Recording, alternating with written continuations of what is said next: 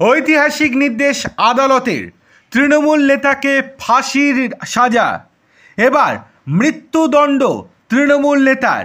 বড় নির্দেশ দিয়ে দিল আদালত। কি হয়েছে চলুন বিস্তারিত জেনে নেওয়া যাক।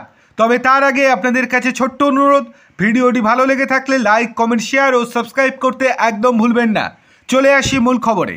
তৃণমূল নেতাকে মৃত্যুদণ্ড দিয়েছে আদালত। শুধু তাই নয়, আরও 12 জন তৃণমূল নেতাকে আজীবন কারাবাসের নির্দেশ দেওয়া হয়েছে। আর এই খবর শোনা পরেই আনন্দে আত্মহারা জেলা তৃণমূল নেতৃত্ব। সাজার ঘটনা শোনা মাত্রই চলল মিষ্টি বিলি। দলের লোকজনের শাস্তি হয়, কেন আনন্দ পাচ্ছেন বাকিরা? এই প্রশ্ন উঠতেই তৃণমূল নেতা শেখ শাকিমের সাফায় সিপিএম নেতাদের সাজার জন্যই তারা এই আনন্দ করছেন। কিন্তু সেটা কেবলমাত্র সংখ্যা 2 জন, কিন্তু বাকি 12 জন তৃণমূল নেতা এবং একজন তৃণমূল নেতার তো ফাঁসি হয়েই গিয়েছে। ঘটনাটা 2011 সালের ডিসেম্বর মাসে হুগলির গোঘাটে তৃণমূল নেতাকে গুলি করে খুনের ঘটনায় মঙ্গলবার সাজা ঘোষণা করেছে আরামবাগ আদালত।